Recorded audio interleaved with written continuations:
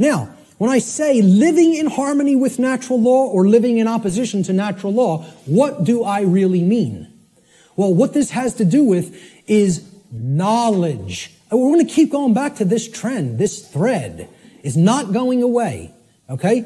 And guess what? Every time I teach any of this stuff, whenever there's the new age community around or present, okay, and you'll encounter them from time to time, they'll insist, they'll even see it's like, you can tell knowledge is becoming a bad word to these people. No. When you say K-N-O-W, no, it's almost like they immediately have an avulsion, extreme negative reaction, and it is fear. But it's mind control, moreover, because they are being fed this poisonous untruth that there's not really any such thing as knowledge, and that knowledge is not the way out of this prison. And I'm telling you, it goes hand in hand with religious traditions, because they want you to externalize your power, externalize everything. And I'm not telling you, I'm not saying don't have a model for behavior. And okay, this person, Buddha patterned it. You want to pattern your behavior on the Buddha's life? Great. Live the great life. You want to pattern your behavior on the life of Christ? Whatever. And again, I'm not getting into this discussion here today about the actual historicity of the man Jesus, regardless of what you believe regarding that. I understand I could write books on astrotheology. Okay? I understand that being may never have existed in the way a lot of people believe he did. So what? Whether Siddhartha Gautama existed in the form of a man or not, or whether that's an allegory, who cares? Understand the spiritual teachings they were trying to convey to humanity and then apply them in your life. Live by that ethic, that code, and great. Okay? And have whatever religious notion you want.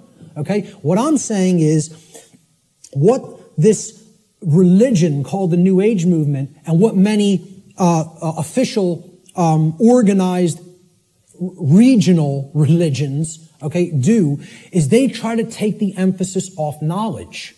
Because again, if you're not seeking truth and trying to develop knowledge, that's how this information remains occult. And that's how the control system stays in place. They want you to externalize your power to a deity or a guru. Once you do that, you're accepting your chains. You're saying, I have no power. Let me tell you something, folks. I'm not powerless. I am full of power. Why? Because I have knowledge of how things actually work. Nobody can tell me that I'm owned by somebody else and can get me to believe it, because I have understanding of my sovereignty. If they can take that away from you by getting you to de-emphasize the importance of knowledge, of self-knowledge, they own you. That's when you're owned at that point. Okay? Knowledge is the way out of this. Knowledge, understanding, and then converting that to true wisdom through actions. Not believing in something, not accepting everything, not waiting on somebody to come down and save you, whether it be Zoroaster or the aliens from Zeta Reticuli or Ashtar Command or Jesus Christ. Okay? You keep waiting on an external savior, you're going to be waiting in your chains forever. The knowledge of truth is what the Christ figure himself proclaimed would be the pathway to true freedom. Now, whether you put any emphasis on even exoteric Christianity, I'm telling you, that's the core of all the mystery traditions, is that until you take in the light, you'll never dispel the darkness. And the light is knowledge of truth. That's what it has always been symbolized as and represented as. Okay? Knowledge is the answer. And here's what the biggest piece of knowledge that comprises natural law needs to be understood. There is a difference. It is a 100% completely polarized antithesis. These are diametric opposites that exist in nature.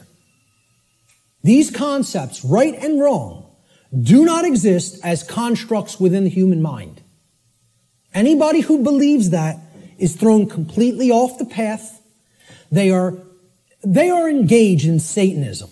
Let me just say it just openly right out in a way that is completely unambiguous. If you believe there's no real difference between these things and that they do not exist in nature, you are accepting Satanism. It's a satanic belief system that comes directly from dark occultism. And once again, you could say whatever you want about believing that or not. I was a priest within this religion. So if you go up to a Jewish rabbi and you would expect he would have some knowledge of the Judaic tradition, would you not? If you went up to a Catholic priest, you would say, well, he has some knowledge of Catholicism and how it expresses the Christian tradition, would you not? If you go up to a Islamic, what do they call them? Right. You know, would you expect that this practitioner of his religion, who's in the priest class of his religion, would have some knowledge of Islam? Well, I'm telling you, I was a priest in Satanism. And I'm telling you, the concept of moral relativism is satanic belief. It is satanic ideology. It's one of it's their second tenet. They have 4 pillars. The 4 pillars of Satanism are self-preservation is the highest aspiration, and nothing comes above it. The second tenet is there is no such thing as the objective difference between right and wrong. Right is what's good for me, wrong is what's bad for me, personally. And that's it. And I get to make that up based on my likes, preferences, and whims. Okay? The third tenet is social Darwinism, which is an extension of macrobiological Darwinian theory. Okay? Social Darwinism, an oligarchy or a ruling class gets to direct the herd because we know better. And it's just our right to do so because our intellect makes us superior. And the fourth pillar is eugenics. Since we are ultimately God, since we decide what's real and what's not real, and we give that perception to the rest of the herd, and we get to decide what's right and wrong, well, we're God here. And therefore, we get to decide who lives and who dies. That's the 4 pillars of Satanism. And you know how many people believe that nonsense? A whole lot. Way more than people in the priest class of this religion, because they are propagating these tenets everywhere in human society. So many people are Satanists and do not even know that they are Satanists. It is a secret, infectious ideology. And I'll tell you a personal anecdote real quick. And I'll tell you who it is now, because I don't care anymore. My own grandmother.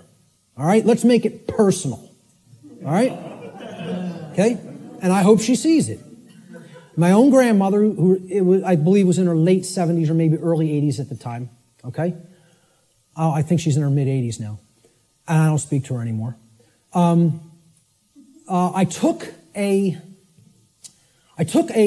printed sheet of paper that I printed out of my printer, printed it out of a laser printer, and I put a little piece of white tape. I taped a piece of white paper over the heading, the title of the document. And I asked her to read this. It had 4 paragraphs, right? And the paragraphs described each of the tenets of Satanism, very briefly. Self-preservation is the highest law, etc., etc. Moral relativism is what we believe in. Social Darwinism is what we believe in. And we believe in eugenics. Okay?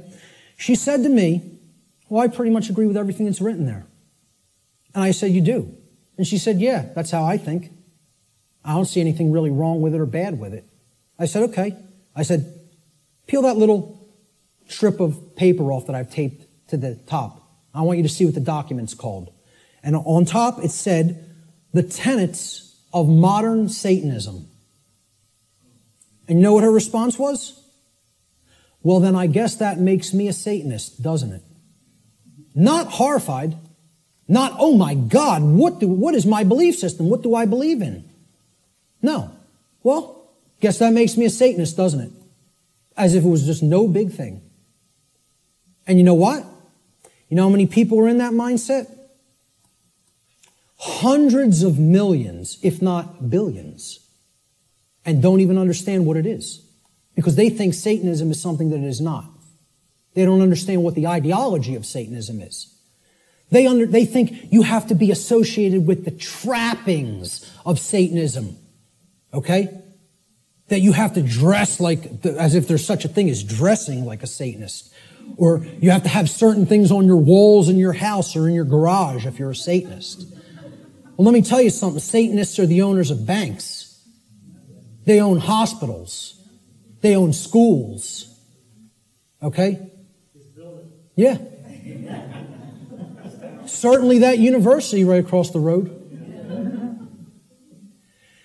And many people ascribe to this religion in their thoughts, emotions, and actions, and do not even understand it because they don't even understand what that belief system is about. They don't understand what that ideology is. They don't know its tenets. So, again, going back to this, if you don't know that there is an objective, meaning in nature difference, okay, between right and wrong, that is a satanic belief system. Morality, it's not right versus left. It's about right versus wrong. This whole left-right paradigm that people are, you fall in with the left, with the Democrats, or the right, the Republicans, has nothing to do with any of that. It's a false paradigm.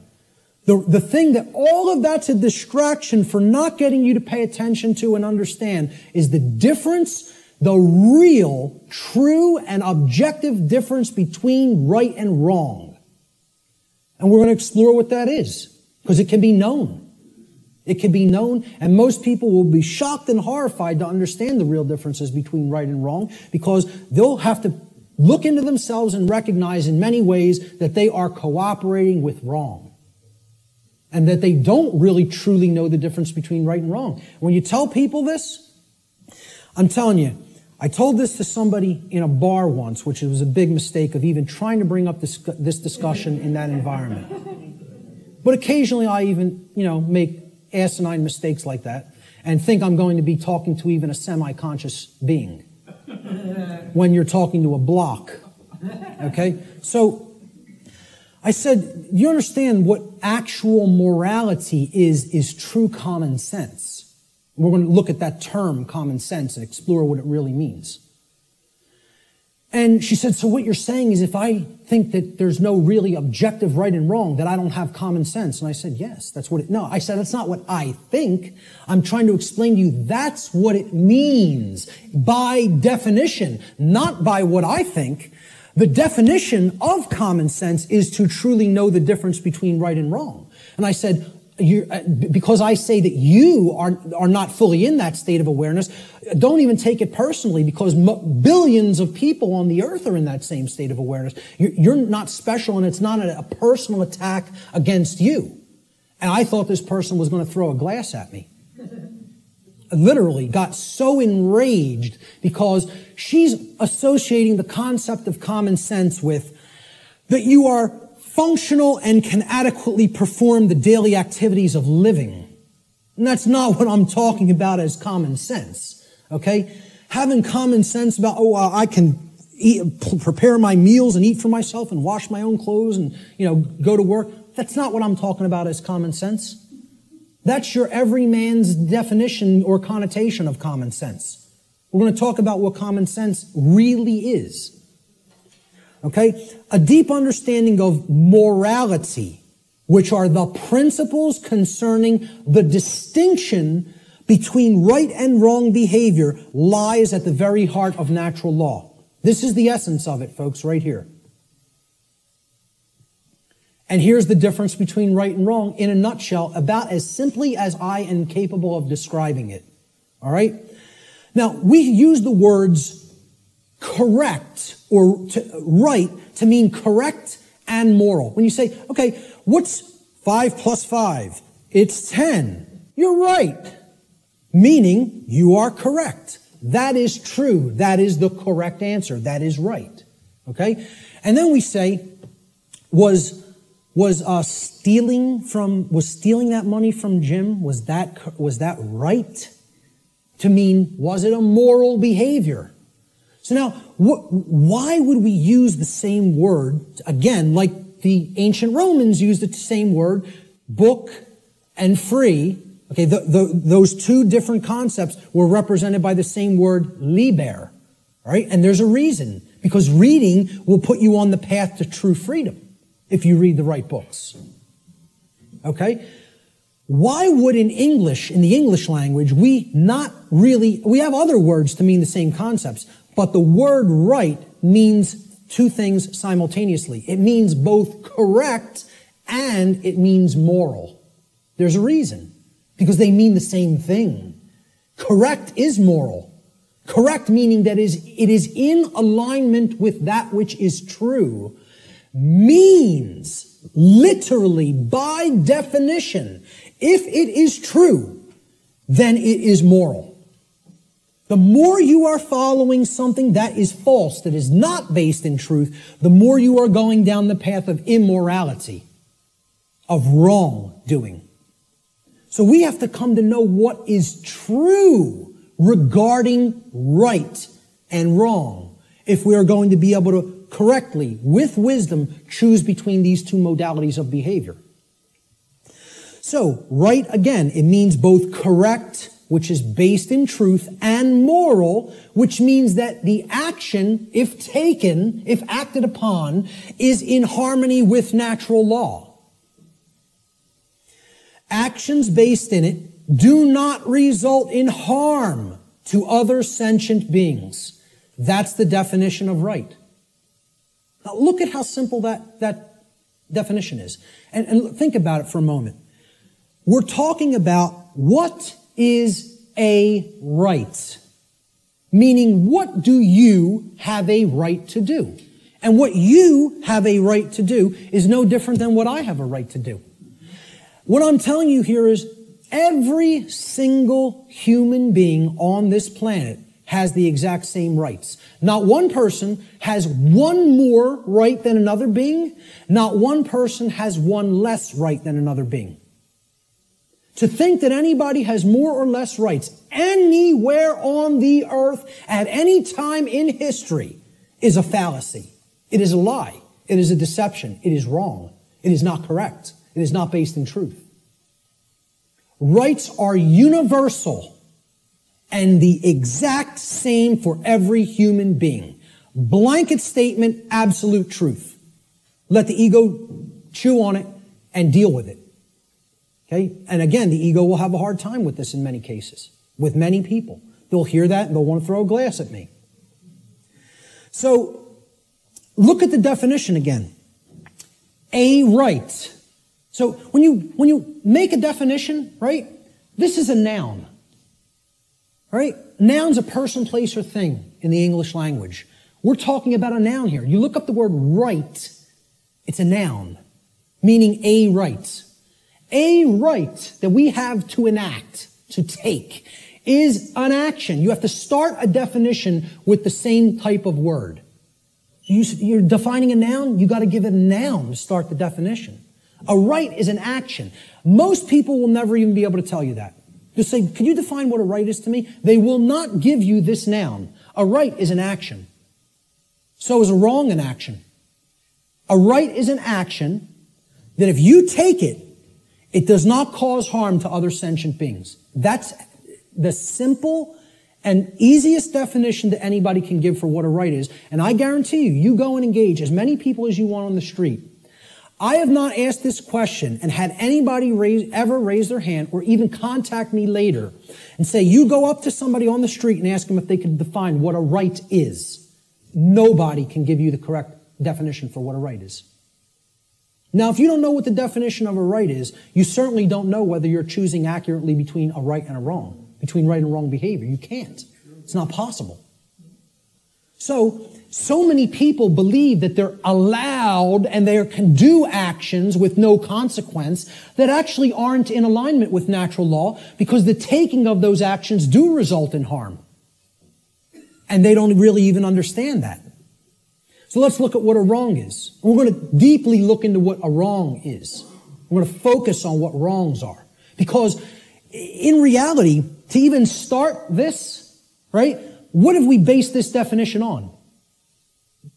Actions based in it do not result in harm, right? That's the negative of another definition. Well, it's the negative of this definition. So you can only actually define a right by knowing what a wrong is. A right, technically, cannot be defined outside of the negative. A right can only be defined apophatically, meaning understanding what a wrong is and then stating that it is anything that falls outside of the parameters of wrongdoing. Okay, and we're going to get to what those parameters are. All right? So, I'm sorry, I want to focus on wrong for a moment. Okay? Wrong, again, we say this, what's 5 plus 5? 9. Wrong, it's not true. Incorrect. Incorrect answer. It's not based in truth. We use the term wrong to mean both incorrect and immoral. Well, that was wrong what you did to that person by hitting him for no reason. You didn't have the right to do that. Immoral means in opposition to natural law. Because actions that are based in it result in harm to other sentient beings. That's the simple definition of a wrong. Now we can go deeper into the definition of what a wrong is and look at different types of wrongs, which is what I'm going to do in a moment. So this is the concept that is referred to as apophatic inquiry. Very, very critical to understand concept. And you have to apply this concept. What this essentially is it's a filtration process. This is the process of the middle process in the trivium. Okay? It's weeding through the inconsistencies and saying, well, is this inconsistent? Is this inconsistent? Is that not true? And you're setting those behaviors aside and you're saying, here's the behaviors that are wrong. Don't engage in those behaviors. It's negative. It's a negative process. It's a destructive process. You're taking away from the body of everything that can be done, and you're saying, I'm pulling all of these out through a weeding down process and saying, these are all inconsistent with truth. It's called apophasis, apophatic inquiry. And that is to be delineated from what's known as cataphatic inquiry. Cataphatic inquiry means you're reasoning in the affirmative, and you're not trying to weed down through a process of elimination to get to the truth. Okay, so cataphasis or cataphatic inquiry would be equivalent to inductive reasoning, whereas apophatic inquiry or apophasis would be akin to deductive reasoning. All right. Rights are most easily understood when they are considered through apophatic inquiry, or what is known as the process of apophasis. This process helps us to understand what a right actually is by understanding which actions are not rights because they cause harm to others. They're the cause of harm. Here's what apophasis is. It's been called apophatic inquiry. Okay? Really look this up. Understand what apophasis is because it's part of the trivium process. All right? It comes from the Greek noun apophasis, written there in Greek script, which comes from the Greek verb apophanai. Okay, so apo in Greek means away from or the negation of, and phanai in Greek means to say or to speak. So when we put them together, it means to say no or not to say, or to say what something is not, in other words. That's what apophasis is. You're saying this is not this. It's the opposite of that. Okay? So it is a method of logical reasoning or deductive reasoning that is employed when you are given a limited set of possibilities in order to arrive at knowledge by way of the exclusion of known negatives. You're setting the logical inconsistencies to the side and saying, this is not what this thing is. That's called apophasis. Okay? You are describing what something is by explaining what it is not. This is called affirmation through negation, is another term that this truth discovery process is known as. Okay?